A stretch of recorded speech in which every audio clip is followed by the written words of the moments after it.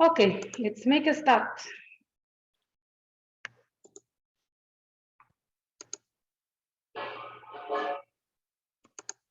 Let me know when my slide is not showing. So can you all see the usual beginning slide? Yeah. Just indicate with the thumb sign, or if you can still say yes, please do so before we make a start. Yes. Yes, we can see it. Stop me anytime, interrupt me anytime when you no longer see the screen, because as usual, sometimes there are interruptions to the network and we may or may lose each other, and hopefully, I'm crossing my fingers, the same thing that happened last week, Tuesday, won't happen again. Right, so let's welcome to week, what week is this? 7, 8. Week 8. This is week 8. Okay, our announcements for this week, and we start off with something that I am constantly responding to, if you can see my screen. We have our notices for this week and reminders, and I just want you to follow from where you are. This is a screenshot taken from Moodle, and some of us are saying that they cannot access week 7, some of us are saying they cannot access week 8. Okay, like I told you right from the beginning in week 1, that when we begin, I am not restricting any content or page of the Moodle. Like I have been reminding you up until week 6 that by week 7, I am going to start applying restriction. There are several reasons why I have to do so. The first one being that I have to align with the other courses. Other courses meaning EDPS112, 111. Also, because I notice in some of the forum that people are not reading, but they are jumping straight into forum just so that their intentions are not really clear, but they are wanting to joining just for the sake of getting a mark. But I want to continue on observing that people are actually reading. So in alignment with all the other courses that are offered for pre-service and in-service, which is why we are applying restriction to all the tasks that we are giving out. So if you are seeing from the screen, for example, this is for social constructivism. Now, the first attachment that you are seeing is a PowerPoint presentation, and this is not available unless you answer to Forum 8, Major Topic 2, Subtopic D, Constructivism Theory. Once you have completed Forum 8, then it will allow you, the system will allow you to access the PowerPoint. After you have accessed the PowerPoint, it's not a matter of just downloading. You can click and stay on, for example, like 5 minutes, and then move on to the next one. Reading 6.1, it says not available unless the activity for the PowerPoint social constructivism is marked complete. So for each task, the first one will enable the second one. So 6.1 will enable reading 6.2. Likewise, 6.2 will enable 6.3. 6.3 will enable 6.4. 6.4 reading will allow 6.5. 6.5 will allow the video 6.1 after watching that one, and then it will move on, allow you towards 6.2. 6.2 social constructivism video will allow you to have access to Forum 9. So once all this activity is completed, example 6.5 is read, then it will allow you to move on to the next one. Now, another question being asked is that, am I the one who supposed to be marked or tick complete? The answer is no. You do not have access to whether you will tick, whether you have downloaded the reading or watched the video or download the PowerPoint presentation or attend to the forum. If you look to my right side, to your left side of the screen, you will see edit for each of the activities, and you will also see the tick sign. Okay, the tick sign here, as you can see, is just a plain one. Once your activities are completed, it will indicate to me as the administrator who have restricted these activities, it will show me that yes, Palmat has already done this.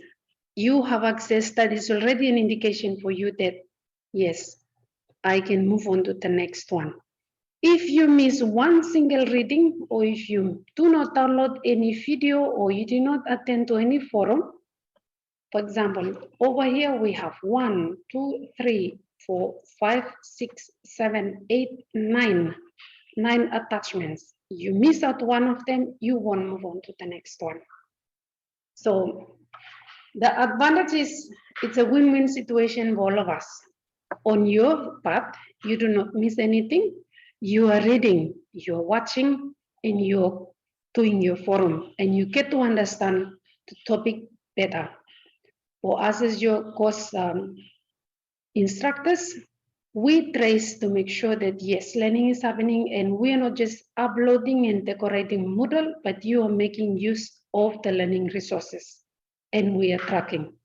So by the end of each day, for example, if today I want to find out how many people have actually gone to Moodle today, I just need to go to the administrator's site and I look for what I want to find out. It will tell me and mark beside the name. For example, I'm going back to Palmat again. If I want to check whether Palmat is on track, I just have to click on his name. All his activities from week 1 up to today will be either tick or not tick and indicate incomplete or completed. So that's how we track you. And what is showing us, it's the editing and the ticking here. So this has nothing to do with you. Your role is to make sure that you are copying all this. And like I said earlier, you need to slow down. You just going really fast and just downloading, it's not working. So you need to make sure that you take your time when you're doing so. I am going to post here and ask one of the following people if they can share with us how do they get by. You share your experience of how do you get by to come as far as to week 7 and 8. Ita, Telma, Tony, April, Diane, Kisel, Regina, Palmat, Martha, Pamina, Alpet, Athena, Clemon, Belinda, and Jones. If one of you can share with us, how did you get past all this up to week 7 or week 8? So the others can hear firsthand from you guys that how did you get through? What was your experience like? Because I remember at the beginning of last week, was it last week or the week before, you were calling me and asking me, Madam, I cannot access my reading. I cannot access this. But then a few days later, I saw you guys went through and post in the forum. So to me, it means that you have actually gone through everything. So if one or two of you can share, if you cannot express it in English, just tell us in Bislama, how did you get through? Anyone? Palmat or Telma? Okay, Diane? I will answer, we give him small and then the others can join in later. First of all, like some others have said, Moodle is new to all of us. So what I did is I listened to the instruction. The thing that confuses us, confuses Yumi Plande is full of the navigation page. We got one site where after the introduction, all tutors, right, you go down, that's our class space. That's the space where we should be concentrating on. And as soon as we upload, you click in time 1 week, we only upload them one, for example, week 1, we go to the classroom space and then we click the readings. Click the readings, you may download. Once we download, it will automatically tick off. And then we must watch some video as well. We download the video and then we post on the forum. When we do that, the other ones are just automatically open. And that's how I full up Yumi, Mr. Confused navigation page. We just click to the navigation page. After Yumi download them or you fill up, we tell them, say, okay, Mimi, call me download them, but after it's still no survey open. But we have to go to the classroom space by if Miss Effrel can show the class space, then by Miss Ave explain them plan. But we have to go through all of them and download and post to the forum, and then it will open automatically. That's what I did. Thank you, Thelma, for sharing that. So classroom space, where is it? Is it above or right at the bottom of your Moodle page? It's on the left side, left where all the introduction for the course, and then right at the bottom. And the navigation? Navigation on the right side before all the other announcements or one in site Moodle, yeah. The forum Yeah, announcement. forum. Yeah.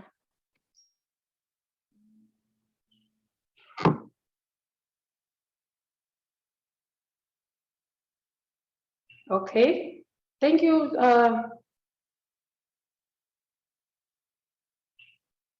Thank you, Thelma, for sharing that. So you've let him where you can access this.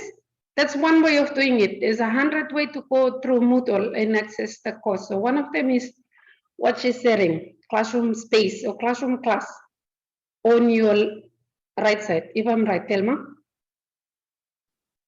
Classroom space on your left side of the Moodle where your picture is course tutor, and then right down at the bottom. When we go to our Moodle page, when we click course EDPS112, and then Miss Effrel's face will come out. They follow that introduction down where she introduced herself, and then right down, you will see after all the announcement, the assignment, you will see the course, the week and the course.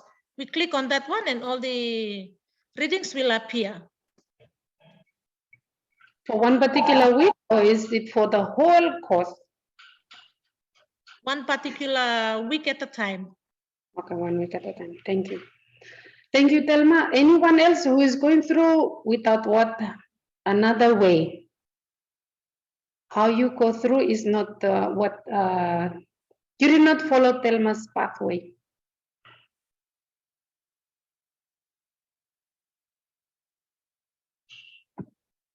Anyone?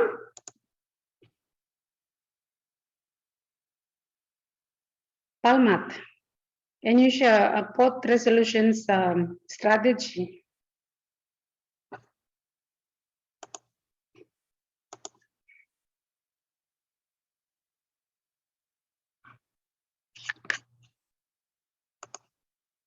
Palmat, move the mic on your earpiece closer to your mouth.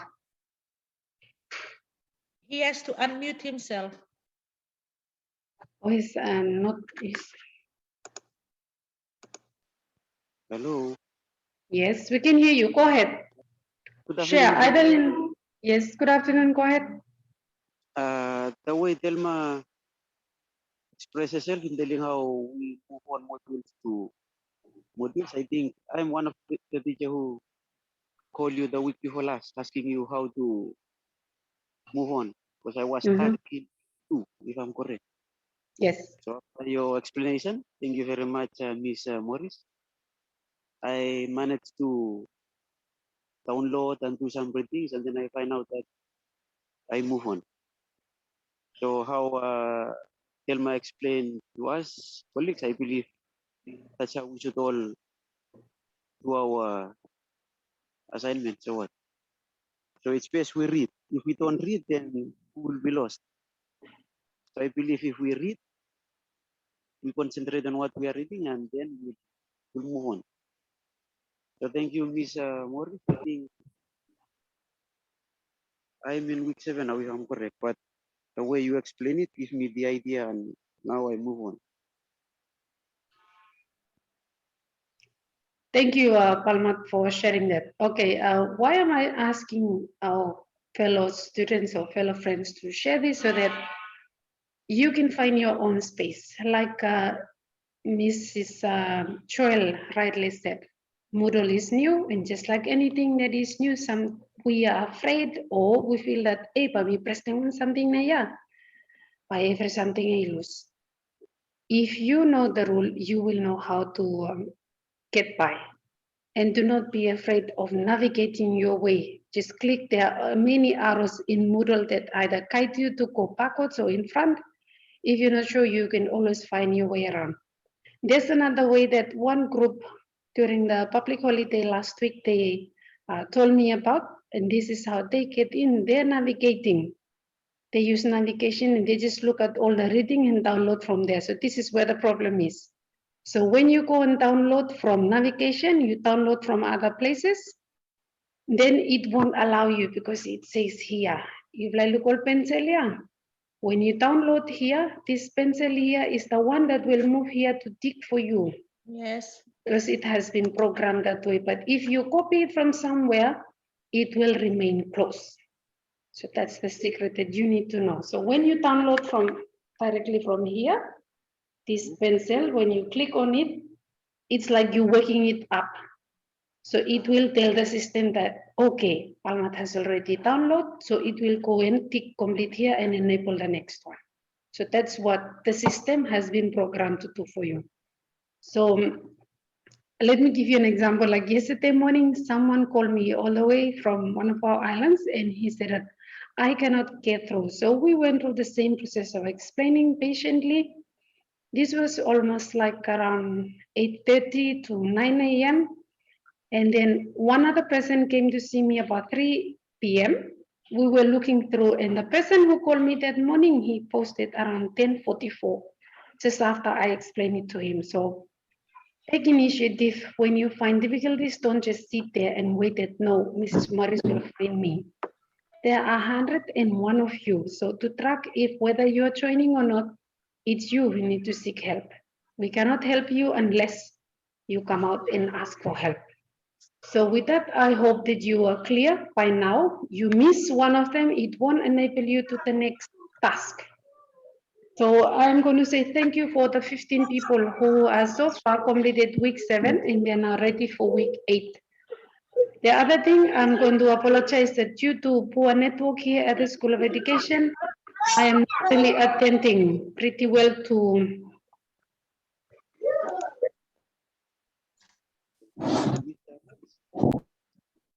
attending pretty well to your forums. It is just that the network cuts in and out. So today somehow I was able to go into Moodle for about 1 hour. So I was able to look at least one forum. But it doesn't mean that I won't attend to the other forums. I will, when the network is up and running, I will make sure that I attend to them. We're going to move on to our next slide.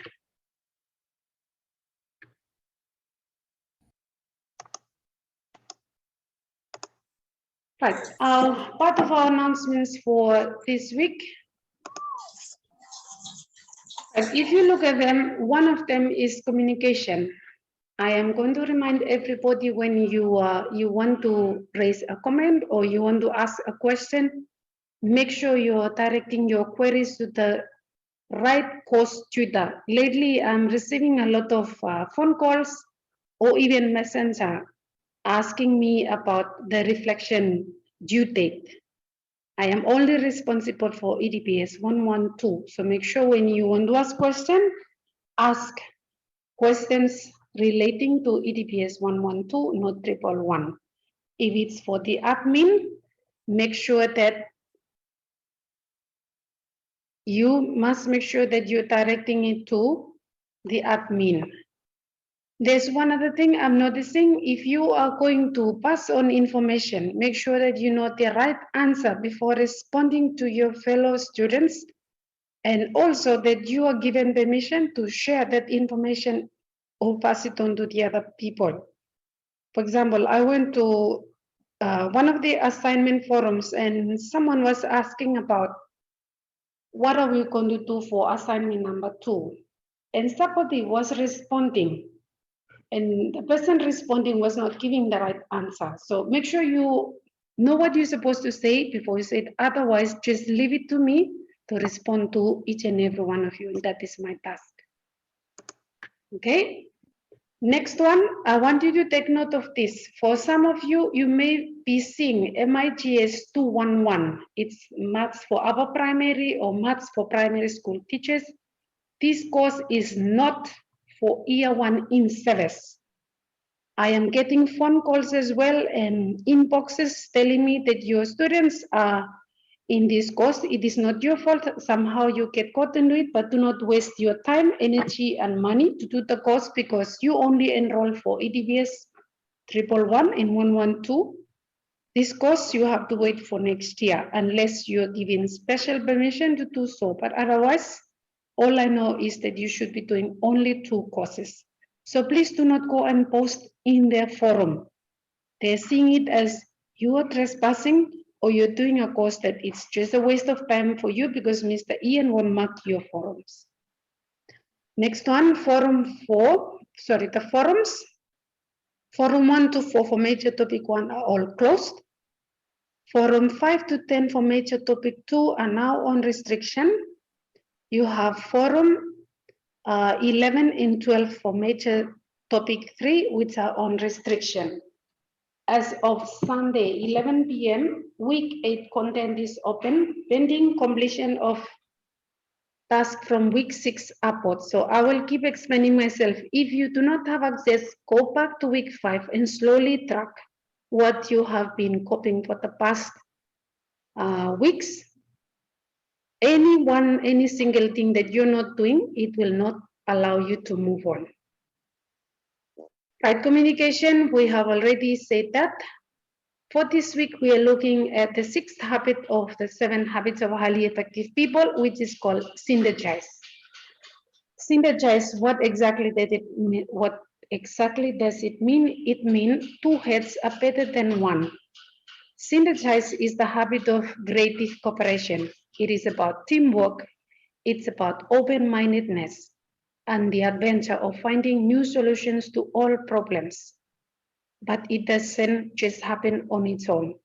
For example, like Thelma was sharing and Palmat was sharing, if you are using one solution and you find out that, no, these are problems that I should have addressed, then find another way of how you can solve it. The same thing to do with our own family, our own students. How can we address problems around us in a different way? A few days ago, for example, a family lost someone, a student to probably about 14, 15, 16 years old to suicide. How can we talk to our kids? How can we address the same problem of boy-girl relationship to our children without hurting them or address it in a way that they will understand? So synergizing simply means we need other people to help us in order to carry out something creatively. Our study skill for this week, I will repeat myself again, comprehensive writing. When you are writing anything, make sure that you understand what you are writing. You must learn to criticize your own writing. When you're citing the source, make sure you're questioning it. Is this author or is this writer correct? Is what I'm reading useful? Also, what you are writing, you must own those ideas that we are writing instead of using other people's thoughts all the time. In our forums, sometimes they're quite lengthy, quite long, meaning that we are using other people's thoughts. Are they really ours? Do we really understand what we are reading before we write? So that you own those things, not just writing them down. The second last one is new assignment due dates. Some people are still confused about assignments. Now, if you're not sure, go to our assessment page, after the introduction. Then you should see that there is everything bold in red and blue so that it will take your attention. Read through them. Assignment 2, video presentation, it's due in week 10. As this is the last day of May, you have exactly 3 weeks. it should due, I'm putting the 17th of June because it is a Sunday. So make sure that by Sunday, you should already send me your video presentation. Assignment number 3, the research project is due in week 14, which is the 15th or the 17th of July. And the last one, I will repeat myself again. Assignment 1 reflection essay has 2 parts. Part 1 is already due. So those of you who are late, do not bother to send it because it's already due, but make sure you send me the second part. The second part of the reflective essay is due on the 29th of July, 2022. So please take note of this date and don't confuse yourself or your friends by saying that there's an assignment due on the 1st of July. The 1st of July, if I'm right, probably it's for EDPS 111, but not for EDPS 112.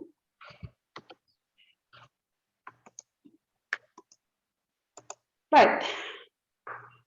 Because the spirit of procrastination is slowly creeping into our cohort, I would like to remind us again. Leaving things to last minute, and then we start to experience all sorts of things. For example, I am sick, someone died in my family, or there's network issues, I've just bought a new laptop, my phone broke down, and all this. These are examples and they come in the form, they are part of procrastination. So I want to share here, there are 2 quotes. On the other side, it says, sorry, I came today. Can you read this with me? Are you all seeing the screen? Unmute yourselves and let's read together. Sorry, I can't.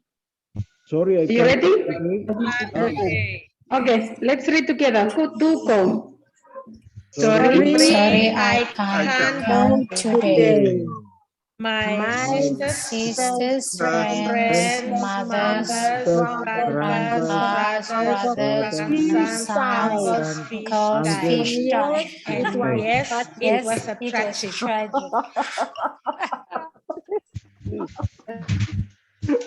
Sounds familiar? Yeah. Keep yourself unmute. Okay, it says, sorry, I can't today. My sisters, friends, mothers, grandpas, brothers, grandsons, uncles, fish died. And yes, it was tragic. Well, it was tragic for you, but not to the rest of the world. Okay, so imagine a fish with all these relatives. And this is very similar to Nivan people, myself included. Let's read the other side, if all. You are ready? On the other side? Ready? Yes. Okay, let's read together. If All you do is make excuses, then that is how people see you. Make your strength Make your strength visible. Okay, and the last one, can you read the bottom of the screen? Philippians? Can you? We can't see. Philippians Philippians chapter 2:14. Everything without complaining and arguing. We learn to serve. Okay, don't read the part about we learn to serve. Philippians 2 verse 14 says, do everything without what? Without complaining and arguing. Complaining and arguing. These are all part of procrastination, and like it or not, we grew up in a negative culture and we always seem to look on the negative side before we move on to the positive side. Now, I would like to kindly remind you that with all the things that are going on around us, and we have situations where we cannot control, but let's not forget that there is good in us. There is strength in us. There is positivity in us. If we come with all this negative from our home to the classrooms, then imagine the type of culture that we are bringing up in the students, that they will copy our modeling. So read on the other side where it says all you do is make excuses, then that's how people will see you. but make your strengths visible. Sometimes things may be overwhelmed, but bear in mind that the Bible also tells us that we must not complain and we must not argue. I also like another part that says that do everything with a willing heart. I want you to look at your study as part of your task that you must do it willingly. When you do so willingly, it will enable you to enjoy the study. But if you're doing it because someone is forcing you or because CSC is forcing you, you won't enjoy it because we are complaining and we are arguing. So look at your task and think about it. That, am I going to leave them to last minute and make all this excuse about my uncle's fish died or something? Or am I going to be by myself and I'm going to show that I have my strength because I can do this? So I just want to remind us that please, let's stop making excuses. Let's kill the spirit of excuses, but let us show that we have the inner strength, that we can do things without complaining and without arguing, so that we can become better people to our families, to our students, and to people around us, so that we can throw them to us and we can show them that yes, we can be better people. That is all I want to share about study skills for today. Now, before we move on to a new topic for today, I'm going to stop sharing my screen I'm going to share my screen, but this time, if you can bear with me, I'm going to share with us a small movie. You may have already watched this with your families, but we are not going to watch the full movie. I'm just going to show you a bit of it. So if you bear with me, make sure that you... I suffer from Can you, short-term memory loss. That's exactly what you say. Okay. We'll pretend to be the other kids now. Hi, Dory! Ahoy there! Memory loss. That's exactly what you say. Okay. We'll pretend to be the other kids now. Hi, Dory! Ahoy there! Do you want to play hide and seek? Okay. We'll hide and you count and come find us. Okay, Daddy. No, not Daddy. I'm the nice fish who wants to be your friend. Okay? Okay, Daddy. No. I'm hiding. Now count to 10. 1, 2, 3, 4. I like sand. Sand is squishy. Mommy, can I go play with them? Dory? Right. I hope you enjoyed that small bit about Dory. It's just a cartoon, but it shows a lot about the topic that we are going to go through. So as we are in week 8, we are still looking at major topic 3. And this is our next subtopic, which is information processing theory. If someone can remember, last week I asked you to do something. What was it?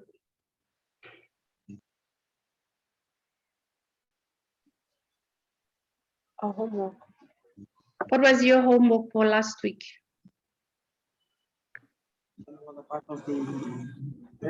Find out about the parts of the brain and the functions. Okay. So, anyone would like to share with us what they find out about our brain? How many parts of the brain do we have? 3. Okay. Only 3 parts, are you sure?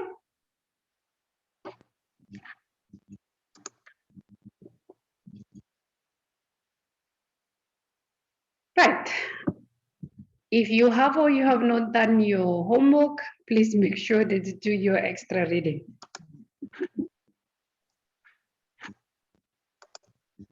Oh, I have clicked on the wrong one. We're not going to watch the movie. So quit.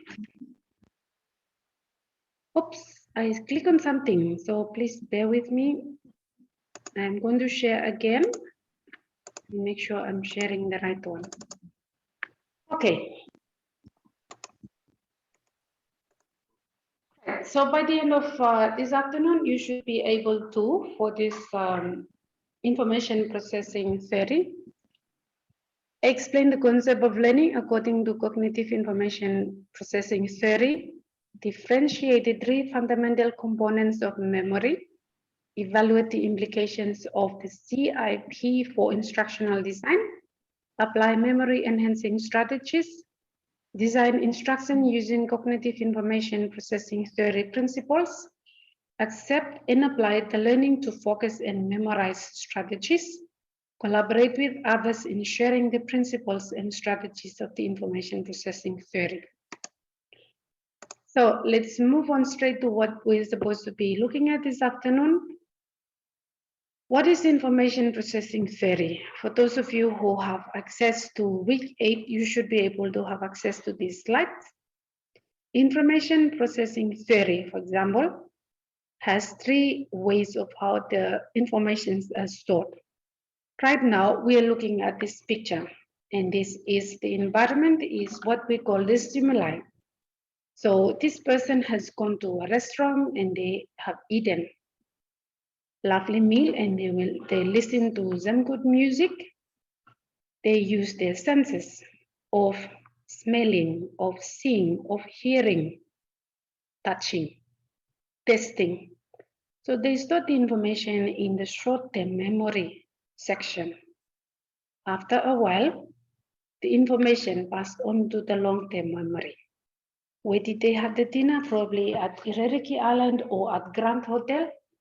A few probably years or days, weeks, they drove past Irereki or Grand Hotel, and the memory is recalled. Oh, the last time we were here, this is what we have today, something different. So information processing theory is simply a part of our mind or thinking that has been programmed to store information either for a short while or a long while.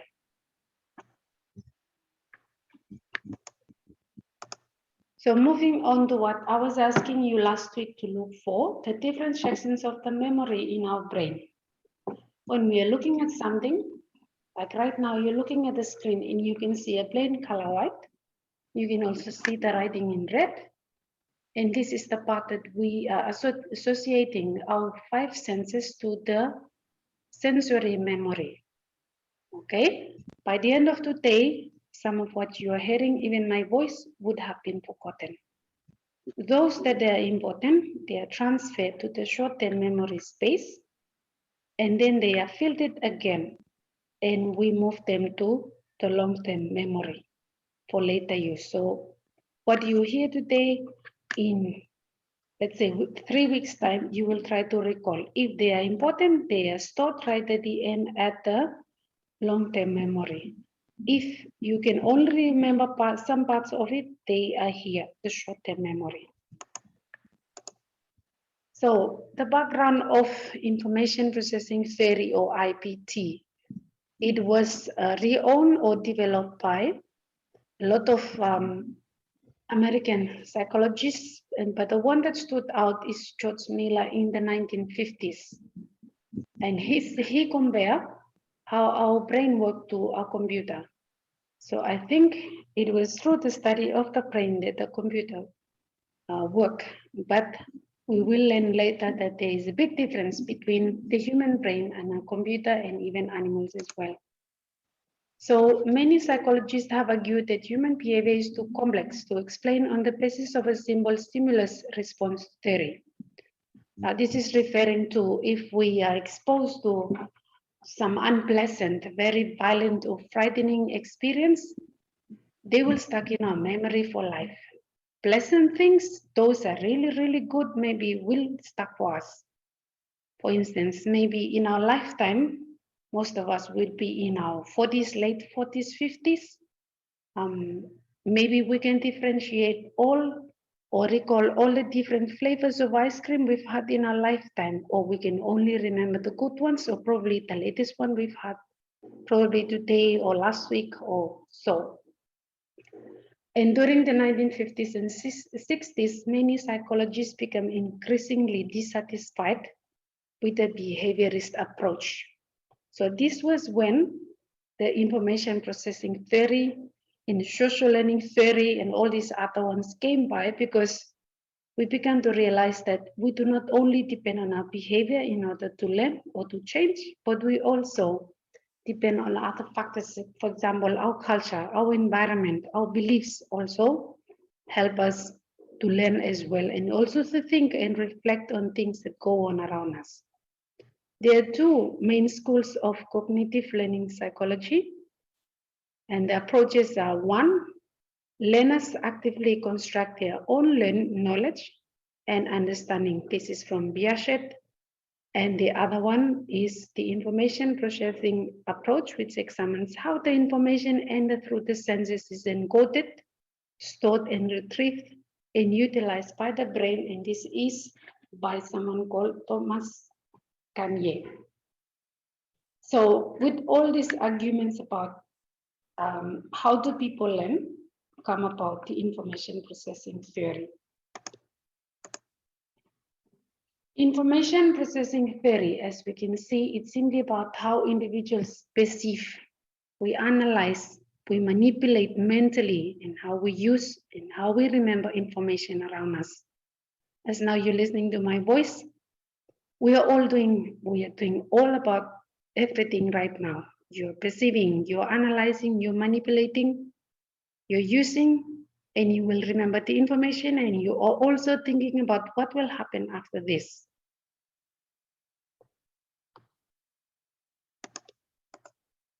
So our information processing theory involves 4 stages. Encoding, this is when we are collecting and representing information. Okay, you're listening in English. Now our mind is trying to collect everything. And then the next thing is storage. How is our brain, or which part of our brain is going to hold the information? Retrieval, obtaining the information when needed. And the last one is controlling the process that determines how and when the information will flow through the system. So do not forget the 4 stages: encoding, storage, retrieval, and control process. Processes associated with information processing theory, the first one that we've just looked at, there are areas of basic cognitive changes that generally occur in the 5 areas. As you have seen in last week's theory, attention. Improvements are seen in selective attention, the process by which one focuses on one stimulus while turning out another. Okay, maybe you're watching a music, there's a live one going on and there are people dancing as well. So you are selective and you either choose which one are you going to pay more attention to. So it's the ability to pay attention to 2 or more stimuli at the same time. This is happening all the time in our classrooms. You are teaching, but you are also, you are explaining or you're giving out instruction, but you are also paying attention to your students' behavior. So that is the process of attention. In memory, improvements are seen in working memory and long-term memory. Today we have medicine or we have exercises. We have even local ones that can help us to memorize or to remember things. And this is why it's important. You might hear people say, do not slap the backside of a child's head, or even adults. If you're in an accident that you have hit the backside of your head, then when we get older, sometimes we tend to forget things because that part has been damaged. Next one, processing speed. With maturation, children think more quickly. Processing speed improves sharply between age 5 and middle adolescence, levels of around 15, and does not appear to change between late adolescence and adulthood. Well, this may be true for some students, but slow for others. It depends on when the child becomes mature.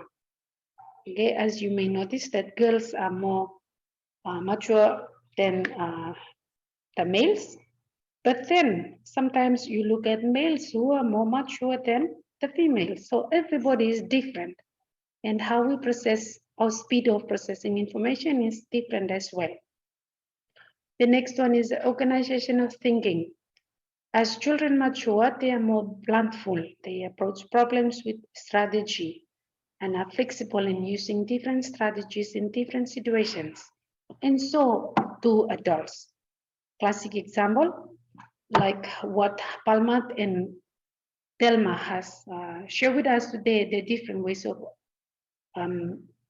approaching the same problems that the rest of the 99 of us have. They were able to think because of our skill of organizing our thinking.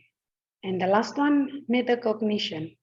All the children or adults can think about thinking itself. This often involves monitoring one's own cognitive activity during the thinking process. Also, metacognition involves the ability to plan ahead and you see the future consequences of an action and provide alternative explanations of events. Everybody can think, but do we really sit down and think about what we are thinking about? Okay, most people might see it as daydreaming. Yes, daydreaming is just a bypass thing.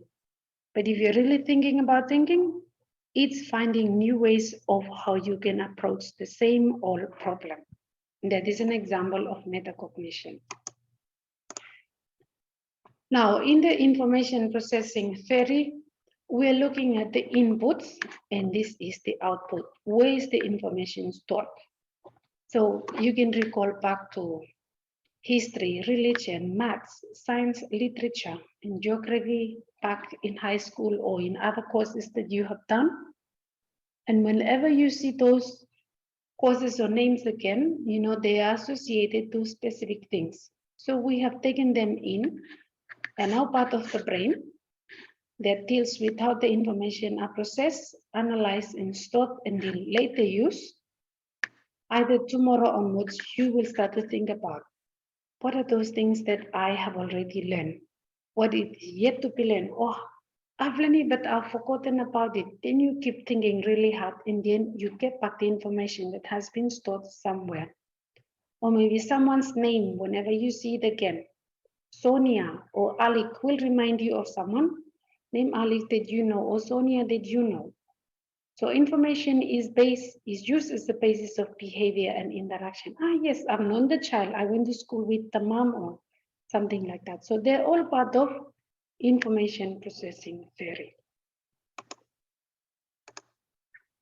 Right, information is stored in 3 stages. The first one is through our senses, and they are stored in the sensory register. And this is to do with interference with our environment or things around us. In the attention space, this is the filtering space. So we decide what do we want to pay more attention to and we focus on, so they become part of what is stored in the short-term memory. And then they are moved on from the episodic memory to the semantic memory to the procedural memory and to the long-term memory. So procedural tells us what exactly am I going to do with them. So we rehearse here before they go on there or we forgot the rest of them. They're stored in the long-term memory, and whenever we need them, these parts of our brain in the long-term memory, they will help us. I am looking at the picture, it will help me. I am hearing a familiar sound, either music or whatever. Yes, I've heard that before. Or I've forgotten that chorus, but now that you're singing it, I can still recall the lyrics of who taught me that song. So we are able to retrieve it back to our short-term memory, back to our sensory, then we can express it either by saying it, by singing it, or by smelling and touching. Or we can actually say, oh, I've seen it before, or I've done it before. The human memory, or as the model really says, there are different ways of how people look at it. So according to Atkinson and Schifrin, 1968, they proposed a model of how our human memory is different or has these 2 distinct ways of storage. Short-term memory and the long-term memory, and later on this sensory memory was later added. So overall, there are 3. short-term, long-term, and sensory memory. So what are these two scientists talking about? It's basically what we have gone through, that information comes through the sensory memory. They go through the short-term memory. So we use our senses to decide what is going in. Example, right now, you are using the sense of audio or hearing. And everything you are hearing goes through the short-term memory. And then from our short-term memory, they're really important, all this information are fielded and they are stored in our long-term memory. So if you hear anything again to do with short-term memory, you will remember that we study about it on the 31st of May 2022.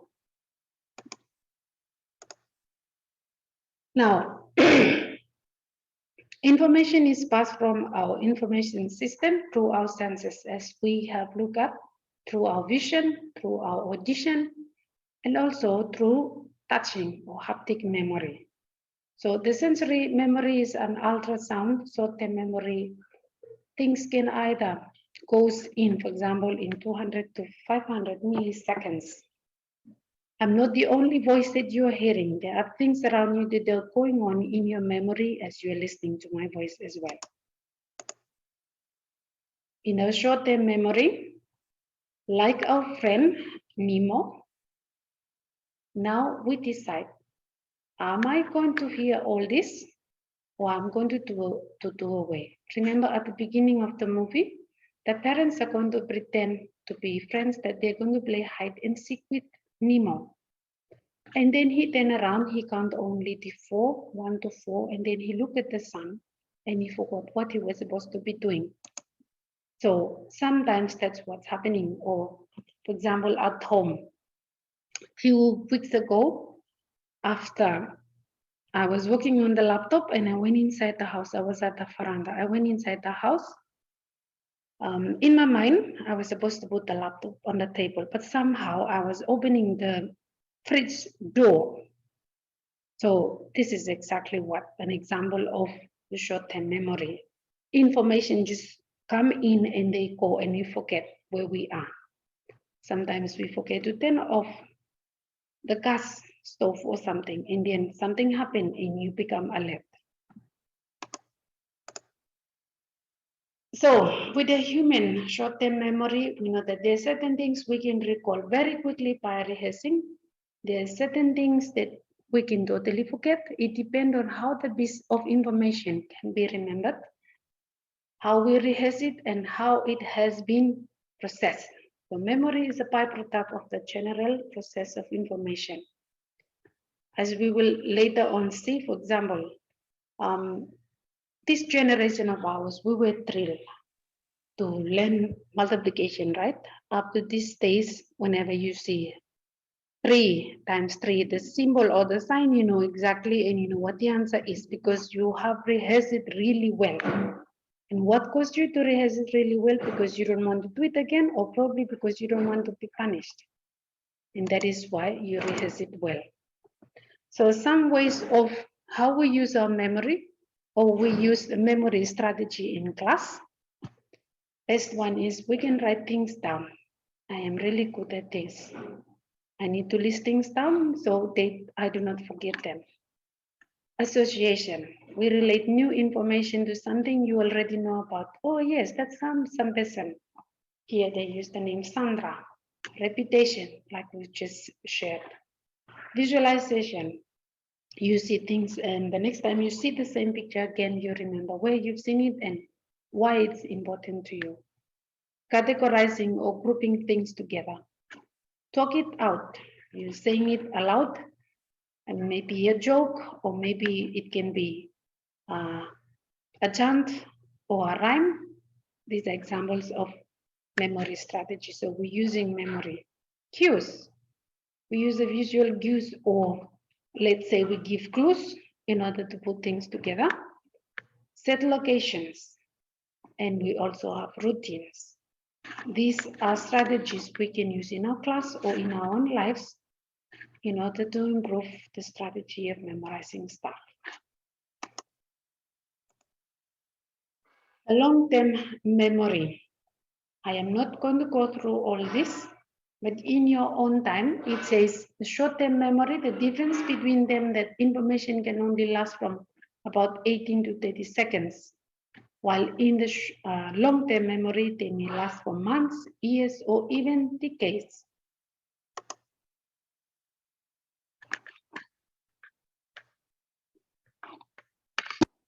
My screen is almost freezing. The organization of when the information goes to the long-term memory. Number one, declarative memory. A variant of explicit memory involves the retention and recall of important facts such as dates, events, and information. For example, in a month's time, we are going to celebrate our Independence Day. So once you hear the word Independence Day, very quickly the date will come into mind. So that's an example of declarative memory. Episodic memory, a form of declaring memory. This includes ability to remember first-hand experiences from your life. And semantic memory, also a form of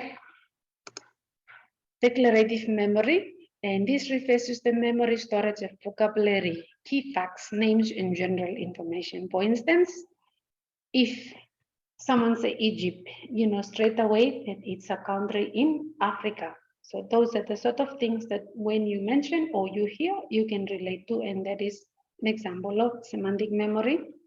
Episodic memory, they are part of declarative memory. Number two, procedural memory, a form of implicit memory. Procedural memory is the ability to recall how to do things, from riding a bike to driving a car. Probably for white people, but for us, we can use examples like how to roast banana or taro, or even bake or do basic things that a new fun lifestyle would focus around. So it involves the steps of doing things, and even though you may have learned them, example in our early childhood, you are still applying the same procedure up to today. Or you may have added improvements to the way you do those things. And it has two ways of doing it. One is auditory memory. Our auditory memory helps us to retain information based on the sounds we hear. For instance, in our early childhood, maybe we hear the boo-boo shell. Today, when we still hear the boo-boo shell, we relate it to custom ceremonies or events that they belong to our culture. The visual spatial working memory refers to one's ability to process visual stimuli to comprehend spatial relationship between objects and to visualize different scenarios or images.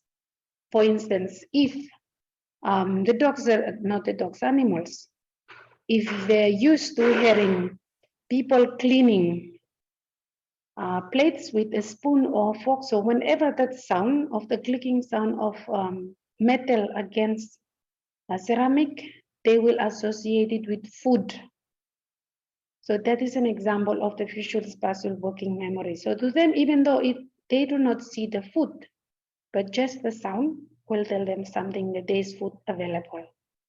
Just likewise, students may not see where the bell is, but once they hear the sound, they know it's a signal for either going inside or coming out of class. Likewise, in our homes, we have different ways of addressing our family members. If you're calling a short name, means that probably you are receiving good news, but if you're given a full name, then something else is happening. So examples of using information processing theory in the classroom, and I would like you to take note of this. You may already be using this, but it is important that we know them and we use them, because this major topic helps us to differentiate one child from another, who are fast learners, who are slow learners, who are special needs. The cognitive theory is one that helps us to differentiate them all. So the first one is when we gain students' attention with use, signaling the start of the lesson. Number 2, break up the information in small parts and move at a pace that gives the students time to process the new information. Number 3, review the previous lesson and discuss previous lessons. Number 4, teach new concepts in an organized manner using logical sequence starting from the simple basic to more complex. Number 5, make it meaningful by giving real-life examples and personal experience to help students retain the information. Number 6, teach students chunking by categorizing related information. Number 7, connect new information already known information in what will follow in the next lesson. Number 8, motivate students to participate actively in discussions and activities. Number 9, use daily drills to embed fundamentals by providing opportunities for overlearning. Number 10, repeat information in various forms for better retrieval, either using verbal, written, visual, and demonstrative methods. And the last one, limit distractions that may induce selective attention, drawing the students' attention away from the lesson. The second last one, limitations. Sometimes there are limitations to all this that we are learning.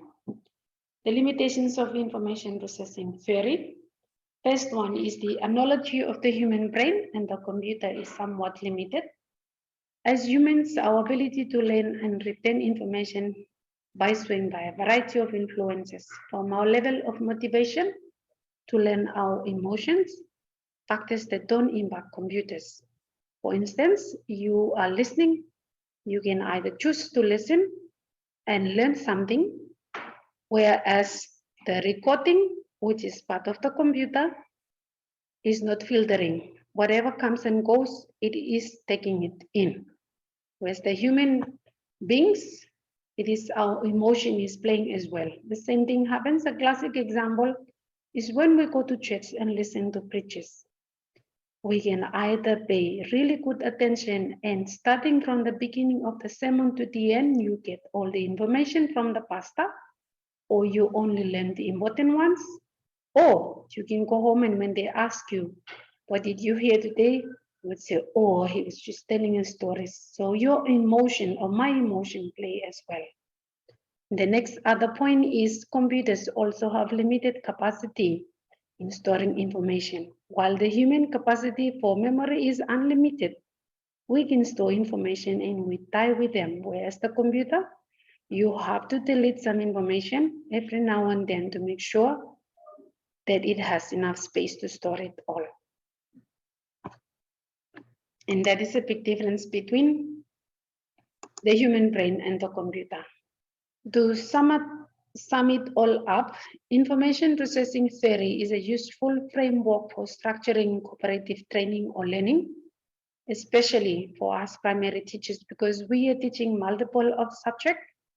It will help us to differentiate and know the strength of its students in each subject area, identify special needs students, those who need help most, what type of help we need to give. Do we need to keep repeating ourselves? Do we need to put up more chat?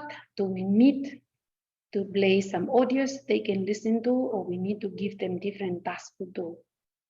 It offers you a formula for ensuring that your learners gain more than a passing knowledge of the material we present to them. And the last one, it helps ensure that it's encoded into the long-term memory for recall whenever it's needed. So if you want to look for the reference of the human memory, you can always go to what you're seeing in the screen. Otherwise, this brings us to the end of our presentation. Thank you so much for listening. I am going to stop sharing my screen and give you time if you have any questions or feedback or comments you would like to share with the rest of us. You can unmute yourself.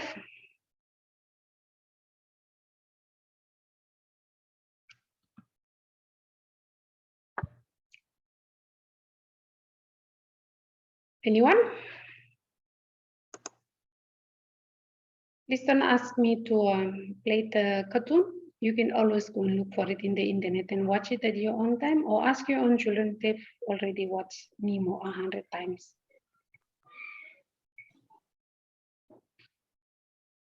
So let's not become like Nemo. We have short-term memory. When something clicks, then we start thinking about, oh yes, I lost my parents. I need to go back and find them.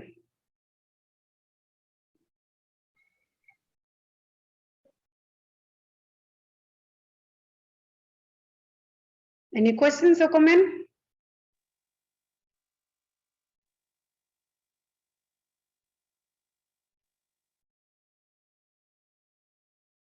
Hello, are you still there, or everyone has gone for a break? A short commercial break. Thank you, Mrs. Effrel, for the nice presentation on the topic. I don't have any other comments, but I just want to say thank you for the presentation that you've delivered to us today. Thank you so much. You're welcome.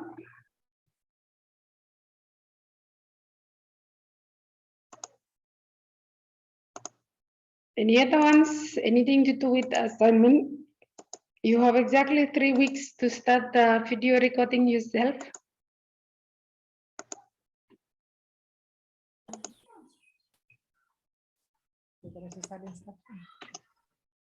Good afternoon, Mrs. Morris. This is Manua School. Would like to apologize because we joined in the Zoom late, but because of we have problem with our internet. Anyway, I would like to ask for the video presentation that is due on the 17th. It will take how long to do the presentation? Is it similar to the 111?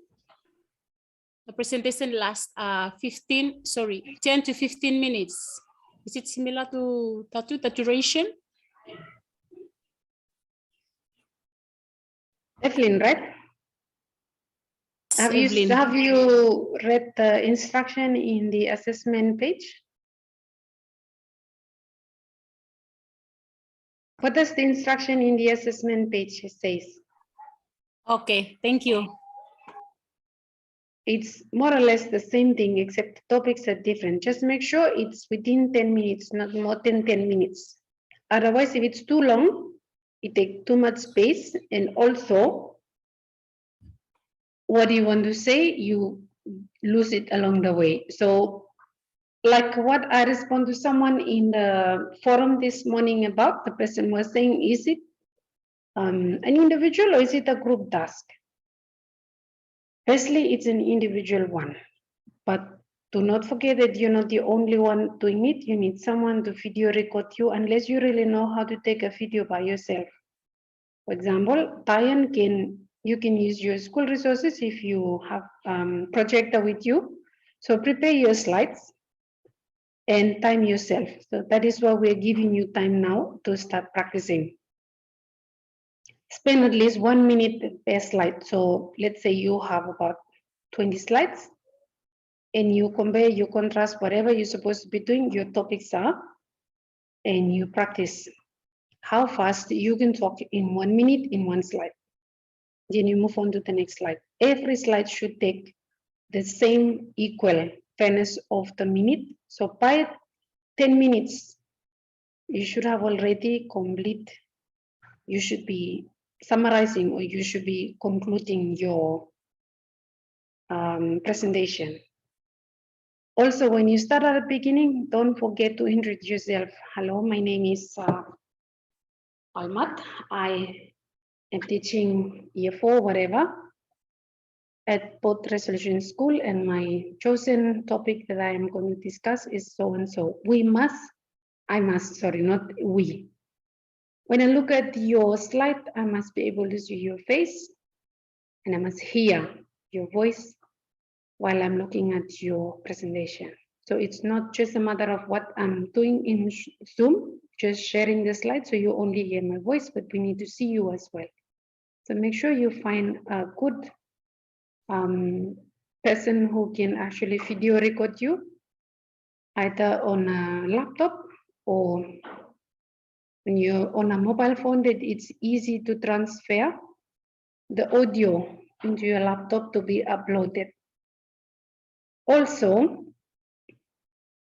you must not forget that you are submitting it through your email. There is no Dropbox for this task because only about 9 to 10 videos will close or will take up the space in the Dropbox. So we are encouraging you to go back and check whether your email address, your student email address is working. And I would like to humbly request that to not send it to my personal Gmail account, but send it through Effrel account, just like the one that you have, VITES22 whatever. Just look for Effrel.Morris and there is the email you're sending me. Are we clear, Evelyn? Yes. So you can have the similar things that you're doing for EDPS 111, except this is for EDPS 112. Anything else? Someone would like to ask? One last one.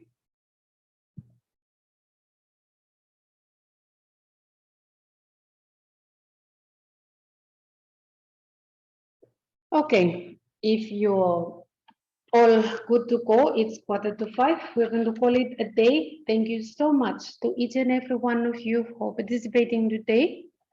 This just to remind us, one, don't forget that we will continue to have Zoom every Tuesday. In case Mr. Carlson forget to remind us, make sure that you check that every Tuesday from 3:30 to 4:30 we will have Zoom. And the other ladies from EDPS 111 would like me to remind you to join in on Thursday. Yes, Thursday is the 2nd of June. You're having a Zoom session with them. Otherwise, thank you for today. You take care of yourself, your family, and your students. I wish you a pleasant evening. Take care and we'll see you next time. Anything, please do not hesitate to call me or to inbox me, to whatever means you need to get in touch with me, make sure you do so. Otherwise, thank you so much. Have a blessed evening. Mr. Lawi, thank you for hosting from your end, and thank you for always having the patience to explain ICT skills to us. And thank you for being my go-tutor when I am not present. Thank you, everyone. You can unmute and say goodnight to your friends from the other islands. It's always a pleasure to see you all. Bye, everyone. Have a blessed evening. everyone. Good afternoon, everyone. Good afternoon. God bless. Bong Eliza. Good afternoon, Alan. Good afternoon, Telma. Alma, good afternoon. Bye, Tepra. I hope Afternoon, you're happy. Samsam. Hey, good afternoon, Abram. Balmat, Balmat, resolution. Good night. Morris, Sayang. Hello. Bye. Hello, good afternoon.